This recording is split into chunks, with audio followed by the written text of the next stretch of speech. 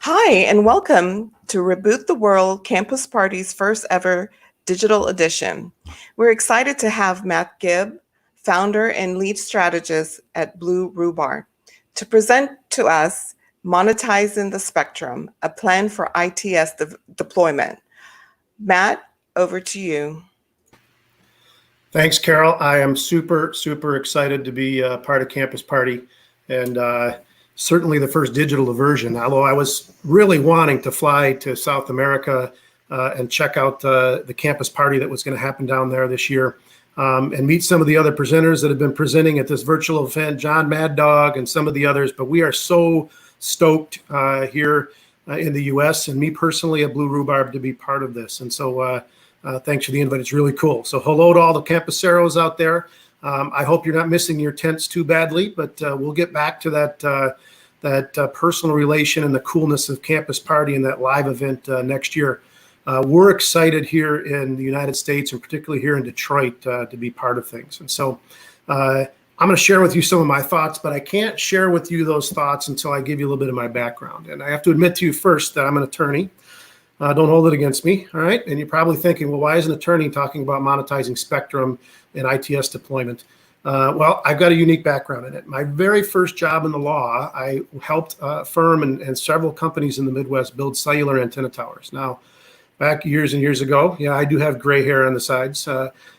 Nobody knew what a cell phone was. We would go into places and they would say, well, does that mean I could take my cordless phone from my kitchen and take it with me to the store and it would still work? There was a real low basis of thought around what is this new technology and what do you mean you need towers and antennas and what is spectrum and what is wave and what is broadband and what is bandwidth and all of those terms that started to come out. And so my background in all of that was really learning to be able to describe to everyone how this technology integrates. And now look at what's coming in the future. So flash forward, I took a role in the government in a way that was building up economic development around the world, and certainly here where I'm at in the Detroit region. And a serious incident happened. So I'm going to walk you through some slides here in this slideshow. And the picture that you're seeing is a horrible accident. It's luckily no one was killed in this accident, although people were hurt very severely. The driver in one of the vehicles was rendered quadriplegic. Two other drivers walked away completely safe and sound, but for some bumps and bruises. And my boss, who was the county executive at the time, nearly lost his life. This accident happened in an intersection. It happened in an intersection with, at the time, everybody thought the most modern of technology. It had actuated signals, meaning it just didn't have a signal on a timer. It had a signal that was using cameras to monitor traffic flows and counts, and it was alternating the timing off of that. It had arrows that were doing differentiated turning that were all meant to keep things very safe. And yet one car missed the arrow and pulled right in front of the other car. And here we are. We have a gentleman that will spend the rest of his life as a quadriplegic and others that were injured.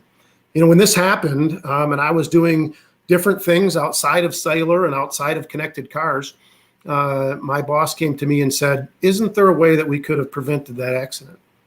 So people ask me what I do now, and it's kind of cool what I do now. I say, go to any intersection, particularly if you could sit like in a cafe and look at it for a minute and just watch the signal and watch the cars that are around the signal. If we could put a sensor inside that traffic light that would prevent this accident, shouldn't we do that? Shouldn't we put that sensor in every traffic signal that we could possibly put it in? That conversation around that question started me on a quest to finding a way that we could take the technology that's being created by so many smart people, smarter than me, and do it in a way that government could be involved, that local departments of transportation, local DPW garages could all be involved in a way that would put that sensor in that intersection. And that sensor could warn you of a car that's running the red light. It could warn you if you're running the red light, but also in our advanced technology, it could engage your braking systems. It could engage the drive systems, all of your warning and alert systems in these modern connected semi-autonomous vehicles that we have on the roads today. It could potentially stop your car before you get hit in that intersection. Well, what a miracle it would have been in this case, right? If we could have had that technology that would have stopped these cars, that would have provided greater warnings. All of that sent me on a journey. But I want to talk to you about thinking because the journey starts with thinking. It's not about putting the sensor in the intersection. It's about getting our thinking a little bit different around what we're trying to do in connected cars and safety and the integration of those two things.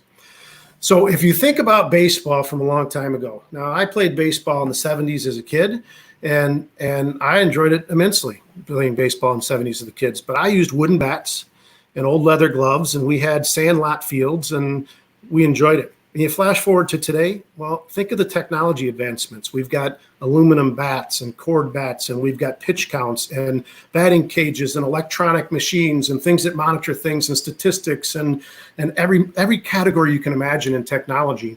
We've taken ourselves from the analog world to a digital world, and we've done that in a lot of areas. I mean, think about our video games, right? So back when I was young, Asteroids and Pac-Man, my favorite game of all was Defender.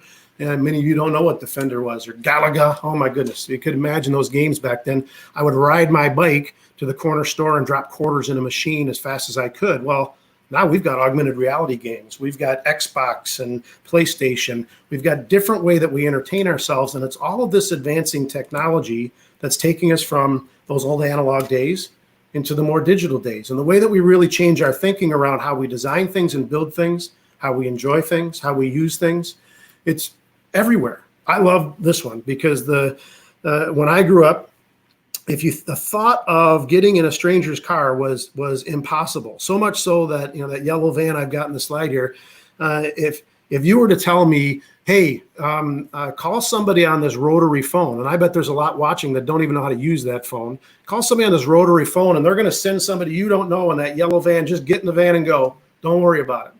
Or hitchhike down the road and just get in the car and go. Back then, there was stranger danger. You would never think of doing something like that. And now today's technology, we use our cell phone with our thumb to call a car to take us someplace on complete hope, right? But it all works. It all seems to work, at least does. It's mostly safe. I know there's been some challenges out there, but you think about the difference in the way that we have brought up our thinking all over the world, and that we're advancing these technologies, getting smaller and smaller processes, smaller and smaller things, and really changing the way we think. And it's no different in transportation. Well, maybe it is. It could be a lot different in transportation. If I go back to that accident and I think, well, that's analog thinking. That intersection that they thought was so advanced had cameras and timers, but it also had traffic loops, that induction technology, that when your car rolls over, that wiring in the ground, it sets a timer and it changes the signal. I mean, those old technologies, those are from the 50s and 60s. I mean, we started with intelligent transportation systems in the 60s. I mean, the very first connected mobility applications were the beginnings of what became OnStar at GM. That happened in the 60s. I mean, this technology has been around for a while, but really, has it caught up in the transportation world? I mean, you think about it, where have you seen really integrated, advanced technology the way that you have technology in your pocket? The way that you look at cell phones, and the fact that you've got 10 different streaming services online, and that you've got different Wi-Fi capabilities, and you've got cloud capabilities. And what we're doing here at Campus Party with this digital stream, and has transportation really caught up to it? I mean, we have these technologies, but have they gone in place? And so all of this thinking for me, and at what I do, and with a lot of people, a lot of great people, is how do we move ourselves from this old analog thinking of let's just have roads and worry about the car makers doing something, to the point where, well, what about the fact that we could save lives? And all of this thinking is costing us money. Old thinking, and the way that we look at the way that we transport ourselves, is costing us not only money, but our lives. So, data gets a little bit behind in the way that the government rules, but this is current data now for what we know the totals are. So traffic congestion robbed the economy of $124 billion last year. $1 billion, just congestion. You know what that means? That means, okay, we're sitting in our cars. That means that our commutes are different because of traffic patterns. It means construction has caused delays. It means that accidents have slowed us down. It means that everything is changing. Now, with remote work that COVID has caused, well, maybe that'll change a little bit. But last year, $124 billion. The cost is expected to rise 50% by 2030, up to $2.8 trillion on a total basis. Can you imagine the amount of money that we're just sitting in our car? But the big one is, we're not implementing all of this technology to keep ourselves safe. We average about 40,000 deaths a year on our roadways. Now, if we could put a sensor in an intersection that could stop every accident in an intersection, that number would be more than cut in half. for deaths on the roadway. So set aside drunk driving and all those other things. If we just use the technology that we know exists today, we could save upwards of 20,000 lives a year. Well, what's that cost me? Really? Well, it hasn't cost my life yet, but we know that it costs about $1,700 every year for me, just me, the fact that we're not implementing this technology in my community, in my country, and around the world. So $1,700 for all of us. And that's the cost of us sitting in a car. That's the cost of the increased insurance costs. That's the cost of healthcare and all those things. And so it's a serious, serious thing. So what are we doing about it? Well, we're testing a lot. You know, for those of you that might be in the industry, we test like crazy. Here in Michigan, we've got the American Center for Mobility, awesome facility. They're testing with Toyota and Denso and all these other companies, whether autonomous vehicles are going to be the vehicle of the future. They won't crash into each other, but we're only really at level 2 to level 3 of 5 levels of autonomous driving. We're nowhere near autonomous level 5 yet. You know, the University of Michigan Transportation Research Institute, unbelievable. They do pedestrian accident avoidance. They do all of these different things in a test capacity. There's laws out there that say, hey, let's get some test corridors going and let's put some testing out there so we know things are safe. And here in Michigan, the colored lines there, those are just the freeways. In my community here in little old Lake Orion, Michigan, we have about 40,000 people.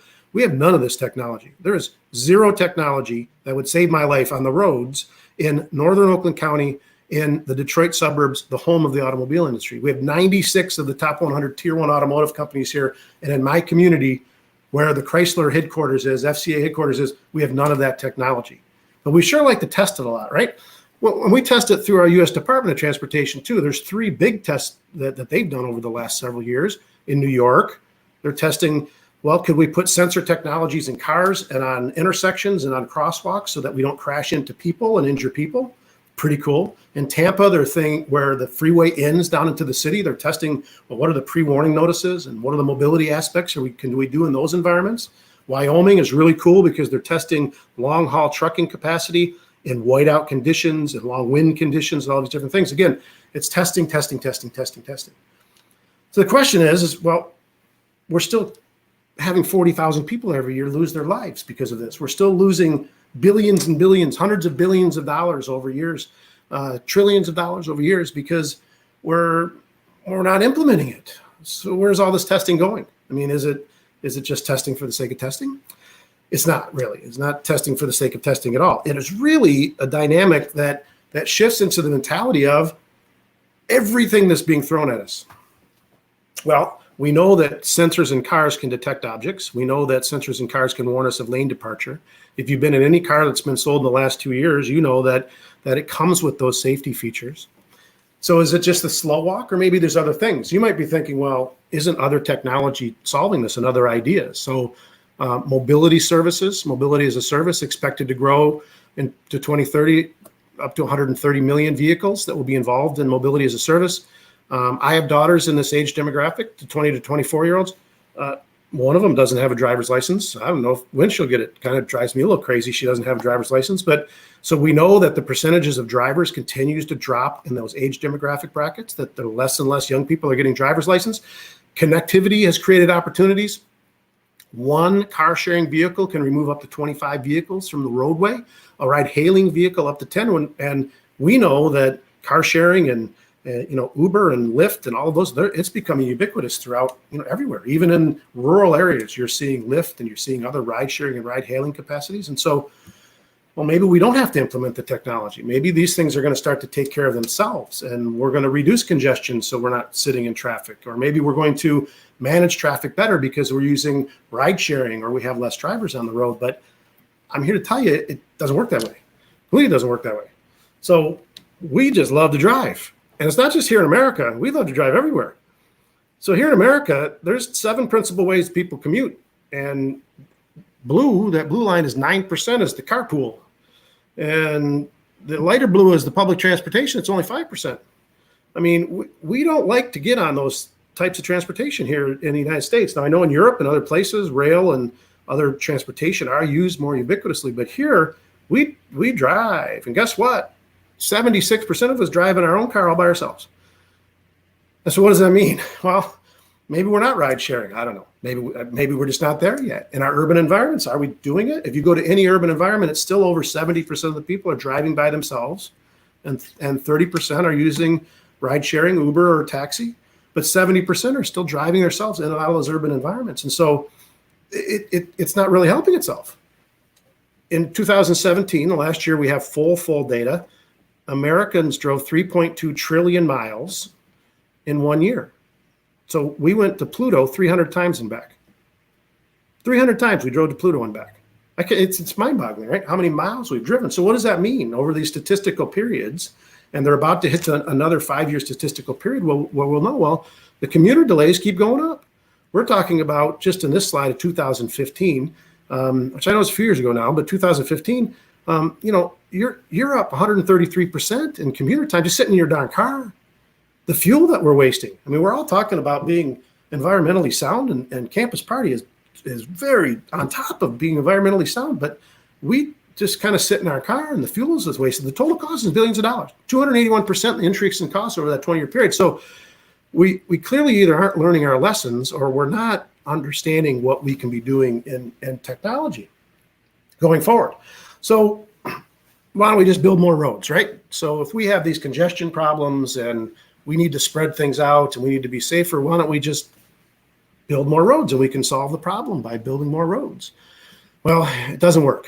And everywhere that it's been tried, it doesn't work. The only places that new freeways work is where there's restricted access to that new freeway. So in certain places in Asia, build a new highway, restricted access, it goes like crazy. You got to pay for that access though. You got to be part of that system. The picture down in the middle on the bottom there, it's Houston, Texas. That road didn't used to be that wide, and it certainly didn't used to be that full. And they thought, well, we'll just keep extending it a little longer and making it a little wider, and that's going to ease our congestion problems. As long as we just create a little bit more pavement, a little bit more cement. Well, if you've taken an economics course, you know what induced demand is. Any 10% increase in capacity results in a 10% increase in use and demand. It just does. Supply and demand is present in our transportation just like it is anything. So we've got this problem. We've got technology that we can use that can save lives. We can put sensor technologies in our roadways and our intersections that can talk to cars. Our cars can talk to other cars. We have the ability to have crash avoidance in our vehicles the same way that we can have warning notices in our cars. And we're stuck, I think, in the way that we really think about this. We always expect when we go to the car dealer that they're going to have the next greatest, and we don't have to think about the other things. We don't have to think about, well, who's managing the congestion and how does it integrate? How do we give notices preemptively to people in vehicles that would ease congestion, and by easing congestion could prevent more accidents? How do we better time our signals and use sensor technology in our signals to prevent accidents in intersections? We as consumers, we don't think a lot about that, but maybe we should. And maybe we should expect more out of those that are planning our transportation and combining our automobiles and our vehicle traffic within it. Because it's not about building more roads, right? The autos are doing their part. I mean, this is a recent slide that Umtree, my good friends at the University of Michigan, the work just at General Motors and others and all the automotive companies are doing great work in this. Rear vision cameras and rear park assist and lane change alerts and lane keep assist, forward collision, everything is reducing the aspect of crashes. And so the car is getting very smart. The car itself is getting very smart. Well, how do we catch up the smart car, the connected vehicle that's now going into a level 3 stage of autonomous driving? How do we get that car integrated into our communities? And why is it that in nearly all communities, other than these test areas, is there a complete lack of the technology that would integrate forward collision alerts with other aspects of traffic control that would not only keep the individual car safe, but would keep everybody around it safe, everybody in those lines safe, and then enhance congestion? How do we do that? How do we move it forward? Well, most people, myself included, say a complete integration of intelligent transportation systems. If you don't know what an intelligent transportation system is, we could give you a coursework. And I know Elena Farnsworth, who's also part of Campus Party, her and Regina Hopper are giving a talk on training and the connected world and intelligent transportation. I know that Josh Rizeppa and some others are talking about levels of autonomy. So make sure you're checking out their presentations, because it's a huge topic. But intelligent transportation is essentially the interconnectivity of technology that monitors all of our traffic conditions, that monitors bus traffic and uses bus information systems and integrates RFID chips into tolling technologies. And all of that comes back through an integrated corridor management system that allows us to better manage everything about our transportation network. Everything about this system is integrated and scaled in a way that becomes hyper connected in a world. So how do we get to that stage? I mean, we need that, right? We need the ability to prevent accidents. We need the ability to solve congestion, to reduce fuel use and consumption and time wasted in cars. And we need to get ourselves that way someplace, but it's a scale thing, guys. It's a big scale. So the scale of it is such that just in my county, so I'm showing you two things here, all right? So just in my county here in Oakland County, Michigan, in the United States, we have 1,400 intersections that would be preferentially qualified to put sensor technology in to do crash avoidance warnings, to do congestion management, to put cameras and other types of technology in to do preemptive signaling, to get out of the actuated signaling world and do more of a real-time ubiquitous movement of cars. 1,400 intersections. We have 5,610 miles of just core roadway just in our county, 910 square miles. And so it's pretty small, right? It's one of 81 counties in Michigan. Michigan is the pink outline below. And you can see the little red dot if you're looking closely enough. We're just that one little place. So 1,400 intersection and 5,600 miles, and there's 42 different governments in our county that all have some form of a say about what to do. Meaning some mayor or some planner can say, well, I'm not sure what we want in our community. So how do we start this? How do we get it? And the scale of it is big too when you look at others. The little purple overlay of the Michigan mitten there, that's South Korea. So South Korea is smaller than Michigan, and they've been on a plan now. They've been through their first phase. 10% penetration of onboard units and 68% of their expressways about now, and they're about there. They're a little bit ahead of that from what I can tell. 68% of their highways. And so who lives on a highway? You pull out of your driveway and you get right on the expressway. Nobody does really. We're talking about expressways. And so we're looking at the scale of all this and the cost of all of it. So if we think about, well, why aren't we doing it at scale? And we think about scale, we think about cost. Well, just in Oakland County, each intersection might cost upwards of about $17,000 to put the appropriate technology in, not including some of your labor costs. And then the connect intersection to intersection between maybe a mile of roadway, you're going to push that cost up to about $32,000 per mile to get everything in. So 32,000 times 5,600, and you can begin to see, well, where is this going to come from? Where is the money going to come from? How do we pay for it? How do we pay to put this technology in? Because we want to save those lives. We want to save those environmental costs. We want to save our pocketbook costs. How do we pay for it all? Well, it's tough. We've developed two pathways that we want to go down. One is, for all of those hundreds and hundreds of different governments, you have to have an organizational structure that's a regional deployment authority. So you got to bring all these people together. That's why I said earlier, you got to have a mentality of, it's not just about, I'm going to show up and there's going to be a new technology. It's, well, what government official is going to be approving the deployment and the implementation of all this? What planning process goes into it? How does that integrate with what the automakers are doing? So you have to have a regional deployment authority. And on the bottom there, you have to design a system where data, spectrum, and technology, I'm just going to read it, can be monetized for revenue. You have to find a way to pay for it. So there's a way to pay for it all. And it's a real straightforward way to pay for all of this that goes forward. And it really plays on the human interest. You can't read this. I don't want you to read it. It's chaotic for a reason. The chaos is, this is what the Korea ITS people want to do longer term. I love it because it's cartoon. It's cool. If you ever go on the Korea ITS site, you can pull it up. All of these are the different aspects of an integrated ITS system. It has electronic tolling. It has bus information systems. It has freeway systems. It has crash avoidance notices. It has crash notices for crash management purposes. It has centralized data management. It has everything.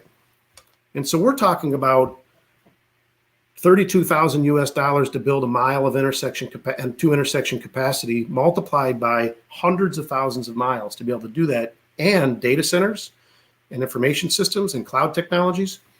Well, it plays upon the human condition. So here's how we're going to propose that we're going to solve this. Controlled spectrum sharing.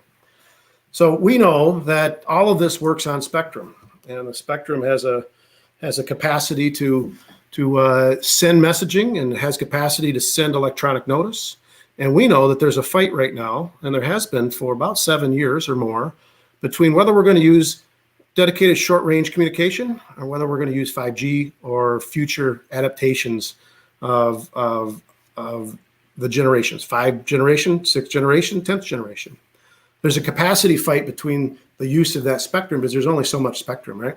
Once we use it all up, we've used it all up. I guess it's kind of like oil, and we haven't gotten to that point where we've used oil up, but spectrum is spectrum, right? And the better the technology is to not use all of it. In the old analog days, you use lots of it. Now you use less and less of it, but there's more and more growth, right?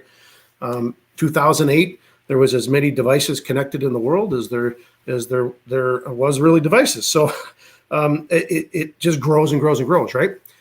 We propose that you should share it, that you shouldn't use it all one or the other, and you shouldn't have this fight. You should look at using dedicated short-range communication in a way that would allow the consumer to make certain decisions on what they want, how safe they want to be, how fast their commute should be, what opportunities, and you can do this. And so if you create an infrastructure authority and you combine that with network operators, I'm not talking the government should run this. No, government shouldn't run this. Government doesn't run anything well, right? So you dynamically control access to service channels. And so if anybody's watching that's familiar with how all of this intelligent transportation works, the spectrum that we're talking about has 7 channels to it. 4 of those are service channels, meaning 3 are prioritized for safety, always used for safety, crash alerts, all of those things. But 4 are service channels. Now, in the event of hurricanes and emergencies, you need all 7 channels that could be only safety, right? So let's share that spectrum. Let's think about, could we employ technology that would be completely IEEE SE standards and spec, all of the FCC licensing rules, and we would share that spectrum so that we could open up economic opportunities when it was just basically dead spectrum. Now, in Washington, at the FCC and other places, you have great companies. I love Qualcomm and Emerson. These other companies have been arguing for years that why are you saving all of this spectrum for transportation? Well, we're saving it because of lives. Because if we give it all to a communications company, they don't have a chartered obligation to save lives. And I dare say their boards probably won't allow them to spend all their money to save lives. They're there to stream product. And so we say, let's share all of this spectrum. And you can do it. We've designed, this slide isn't intended for you to read it all. I'll describe it to you. We've designed a process that you can do this, that can work. And you can work in the aftermarket. So in the new car market, it's going to be embedded as OEM equipment. But we have over 330 million cars in the United States in the aftermarket right now that all could participate in this and all would want to participate in this. And so it's easy. I don't know if you can see me or not, but you can use this device. It's a simple device, this Apple phone. It's a really cool device. I can communicate with anybody all over the world. It can give me maps. It can give me emails and give me anything. I can do documents on it. It's great. If you connect that phone through a very simple IPv6 connection onto an onboard unit that you would install in your car, that onboard unit then can connect itself to technology in the form of roadside units that you would place in your intersections along your roads. And guess what you've created? You've created a network that has 4G LTE capacity. Doesn't have 5G. We're not streaming movies that fast, but guess what it does have? It's based on DSRC, meaning the latency for accident prevention and those types of warnings blows 5G out of the water. So you have the latency of DSRC with the capacity of creating a 4G LTE network. Well, why wouldn't we do that? I think 4G LTE works pretty darn good. That's what I have right now in my community. And so could we start thinking and changing our mentality out of the mentality of we can't have cool technology until it's here? It's kind of like the person that still plays Pac-Man and now all of a sudden is being introduced to augmented reality games. Well, we wouldn't wait that long, would we? We would implement some type of solution. And so our solution is saying, take the 4 service channels and allow that spectrum to be shared in a way that everyone, even in the aftermarket, could be involved. So most people in the world have access to communication devices that have their own vehicles. This technology could also apply to public transportation. This technology could apply to motorcycles and scooters and all things around the world. It's just getting your thinking around it. Like, well, would people really do that? Would people really put this stuff in their car? Would they just wait for the new car? I mean, what's the expectation here? I mean, and why would they do it? What is it? Is it going to track me around? Is it going to be Big Brother? No, this simple technology solution allows us to really look at a solution that has safety and the ability to monetize that spectrum in a way that doesn't sell that spectrum off to be used only for commercial applications. We proved that it could work. We've done testing on it. And when I say we, not me, man, I'm the guy that combines the government and everybody else that brings the ideas together. But people within really specific targeted industry areas, Lear and other places, have participated with us and said, yeah, we can do this. You can put a mobile phone in airplane mode as a test model. And we connected it to our onboard unit that's sitting on that table in that picture. This is at the ITS World Congress in Montreal. And we streamed a movie to the governor. And he made a call. And we exchanged documents. But we were completely off grid. We weren't on any cell signal. We weren't on any Wi-Fi signal. We were connected through an OBU that would be placed in your car to a roadside unit that we had brought in as a temporary roadside unit. And that roadside unit was connected back into the network, into the transportation network. And guess what? We created 4G LTE right on the spot. And we did not need a cellular signal to do that. And you know, we can even do geopositioning of the vehicle with this, because you can bilateral position the vehicle based on 2 of these roadside units. So we know this works. We know that we have the capacity to have it work and to make it work going forward. So what does it mean? What's it all mean? Maybe it means nothing. I don't know. I put this up. Maybe it's for my European friends that Chelsea's going to beat Bayern coming up in a couple weeks and move forward in the Champions League. It's my favorite football team. I get up early every Saturday and watch them when the league's playing, and really enjoy European football, best football in the world. And I love it. And I love that team. I love those players. These 2 young guys are going to be great going forward. I got that little symbol, though, the TV, NBCSN. Well, here in Detroit, I can't watch my beloved Chelsea unless I choose to pay a premium on my cable package to get NBCSN, or I can pay to have NBCSN as a streaming service. Either way, I've got to decide that if that's what I want, then I'll pay for it. And I'd pay to see Chelsea. I hope that they come back next year and they win the Premier League. I think that'd be great. So I would choose to pay for that. And I think maybe in these transportation areas, other people would too. Consumers make great decisions. They make great decisions about what they really want. Now, I pose this question to you on this slide. So if this is your only route to work, and that empty lane on the left there was for connected cars only, and every day you had to sit in the right lane, and all of a sudden they said, we put in technology that you could be in that lane, in that left lane, how much would you pay to be connected? Would you buy that onboard unit and put it in your car? And would you pay for a subscription service to say, I'd like to be connected and be in that lane?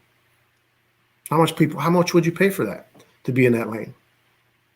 Tapping into the consumer mentality about what you would pay for to demand this advanced technology. In this case, it'd be, well, if I have this lane, and if you extrapolated it out to a freeway environment, and I'm not talking about, Matt, you told us if you add a lane, it doesn't make a difference. I'm talking about pay-to-play, limited access technology. So maybe they saw this and they say, we're only going to let 500 cars every day go down this lane.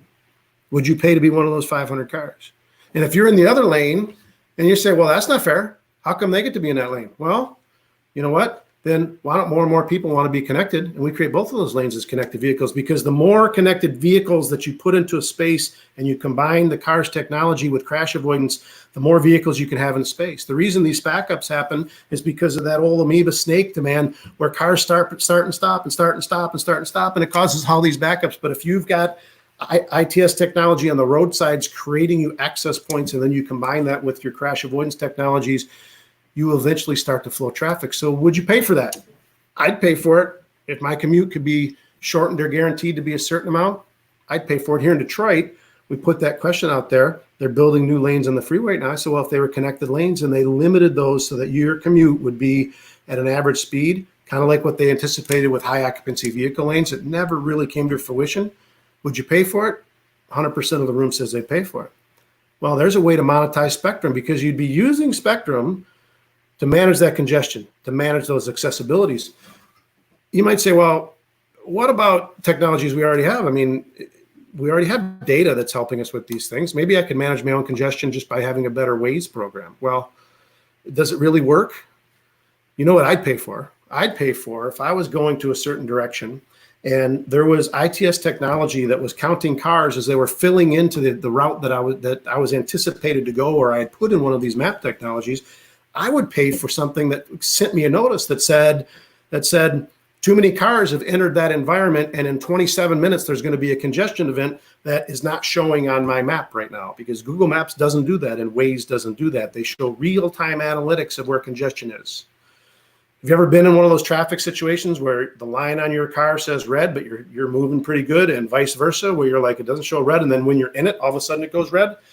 That's because there's usually a 13-second lag time. It doesn't sound like a lot, but when you're traveling 70 miles an hour, or in Germany, you're traveling 170 kilometers an hour, these technologies don't work in real time. And guess what they don't do? They don't do crash avoidance. They don't do the types of things that are going to allow you to get in and out of that traffic. So what would I pay for? I'd pay for a system that gave me advance notice that the analytics were such that they were doing predictive analytics to say, hey, dummy, you're going the wrong way. I'd pay for that information because I would then use alternative routing. What else would I pay for? Here in the north in the United States, whiteout conditions. Well, I would love if I drive into a whiteout condition. Every year there's accidents in Michigan. People lose their lives because they're driving and then there's an immediate snow condition that makes it blinding. And even though they're stopping and slowing down, invariably there's always massive accidents that happen. If you're driving into that, this might not save every car, but if the first car that hits something in that weather condition, we could have weather technology devices that are sending communications technologies not only to the traffic centers, but to all of the cars that are going into that environment. The first collision that picks up that information and throws it through the onboard unit out to a roadside unit, and then ubiquitously passes that to every car and engages their systems, immediately we're saving lives. But we don't have those roadside units on the side of those roads, and onboard units in the cars aren't sending those messages, that basic safety information message that we're getting from the cars. And so guess what we do? In Michigan, we take our chances in those things, right?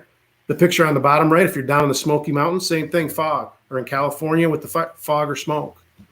Wrong way crashes. Wouldn't you want it? Would you pay to have a device in your car that would send you a signal if you were on a subscription basis that said a car has just entered the freeway going the wrong direction, and put you on notice of that immediately? Wouldn't that be nice? I'd pay for all that kind of stuff, right? So we're monetizing things. But what we really love is we love free stuff, don't we? Well, I love free stuff. What if you had things in the system and you put the system out there and you charge people a subscription to log their onboard unit into the RSU system and into the management system, into the network system, and you said, we're going to send these people a notice that says the first 500 cars that leave this congestion event get redeemable points. And those points could be redeemed at Target or at IKEA or some store around the world that you love. What if there was promotional offers? Would you pay, like I pay for NBCSN so I can watch my beloved Chelsea play football? Would you pay to have pop-up notifications that say, hey, we notice you're at the intersection. If you pull into the coffee shop, you get $3 off your latte and one free one. Would you pay to have that? Some people would. They get those services all the time. Why aren't we thinking out of the analog and into the digital and saying, yeah, we'll do that? We could do that to monetize this network, because people would glom on to the sense of, I could buy safety in an enhanced way, but I can get redeemable aspects and points and promotional offers. On-site services. Wouldn't it be great? You're driving to work and you get a message that pops up that says, we can have a mobile oil change delivery service while you're parked in the garage. Come to your vehicle because we're monitoring your vehicle and you're overdue for an oil change, and you didn't have to do anything. It was all just hands-free.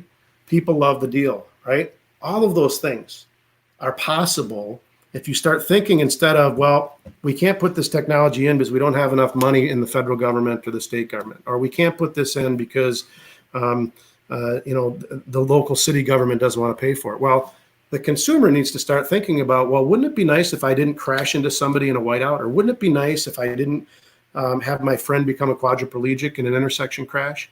It goes back to that original question. If we could put a sensor in an intersection that prevents a crash, why don't we do it? And we can pay for it. You know why? Because I'd pay for it and you'd pay for it, right? So thinking differently about things. And back to the intersection. 51% of all injury crashes and 28% of all fatalities in the U.S. occur in intersections. This is the easiest of them all. It's just as the easiest of them all. So I encourage you to start thinking about this and really thinking about it in a way that allows you to, as I go off this stop screen here, that really allows you, sorry, kids walking in, allows you to look at this in a different way, in a way that really monetizes the way you think about the use of technology and think about the use of the spectrum. Now, this whole speech could have been way out there, and it could have been much different than you ever imagined it was going to be. And we thought it was going to be about monetizing data, or we thought it was going to be about this. What it is, it's about monetizing your ideas, monetizing the way that you can look at that spectrum that's being fought over and continues to be fought over, and all the advancements in autonomous technology. And you could really think about, how can I make a difference in implementing app technologies and digital technologies? How can I really go above and beyond and think about monetizing what the consumer would drive out of that, and what would they pay for? And then take it to the test bed and say, you know what I really want to test? I know that you can make a sensor work, but what I really want to test is, can we make a member of the public change their behaviors? Can we make them leave the freeway when they have the ability to gain 50 points that they can redeem towards a TV down the road? I don't know. Maybe it's possible. So those are my remarks. I saw that a couple of private questions came in.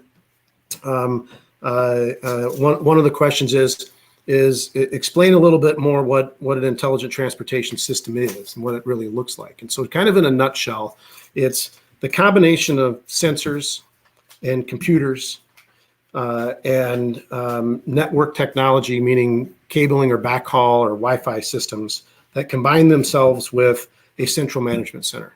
And you're putting all of those things together, so you're getting data from sensors, you're getting, and cameras too, and you're getting visual images from cameras. You're using computers to process all of that, and you're managing it in a central place. And so ITS has all of those different there's different aspects. There's different aspects to it.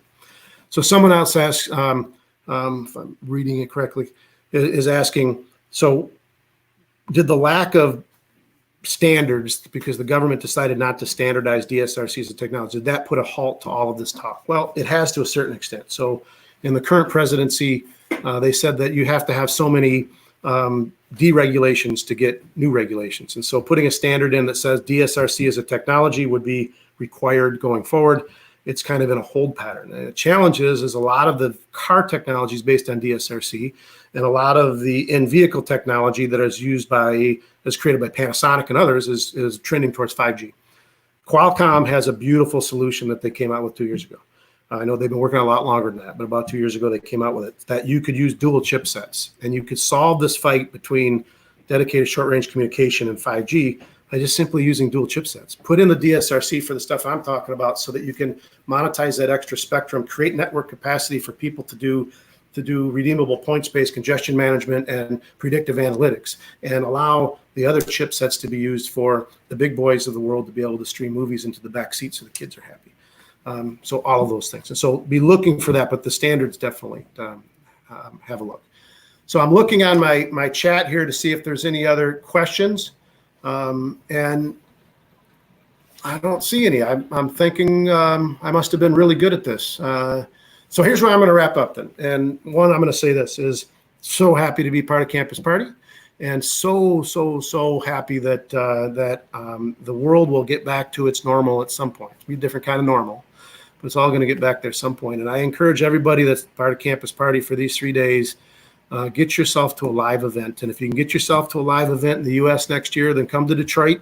We are going to have one heck of a time in July next year at Campus Party. We're going to have drone races, and we're going to have autonomous cars, and we're going to have virtual racing. And if you haven't checked it out yet, I think it's going to happen tomorrow, the big esports tournament that's happening with the Renegades and others. And so a little promotional kick here is that if you're seeing Campus Party for the first time and I didn't bore you to death, check out some of the other presentations and make a point next July. So thanks to Campus Party for letting me give these remarks. Matt, that was wonderful. And from an Arsenal fan to a Chelsea fan, we'll bring that to a close. I wanted to say thank you or give a shout out to all our sponsors. Matt, if you can just hang on at the end of the program, that would be great. Sure. And thank you all for participating with us today. And we will, I hope you enjoy the rest of the day and see you tomorrow.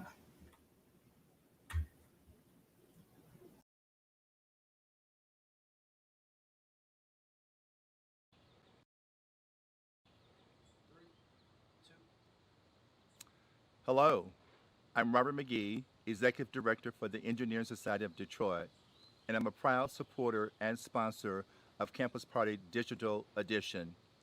For 125 years, our society has promoted engineering excellence and innovation, from the rise of the auto industry to the fourth industrial revolution we are experiencing today. Through it all, engineering and technology leaders in Michigan, the state that employs more engineers per capita than any other, have been at the center of our progress. This summer, you have the opportunity to get a taste of Campus Party virtual digital experience. And next summer, the live experience will be held in Detroit in the summer of 2021. Michigan is home to 22 colleges and universities with A-Beta engineering programs. We hope you will join us.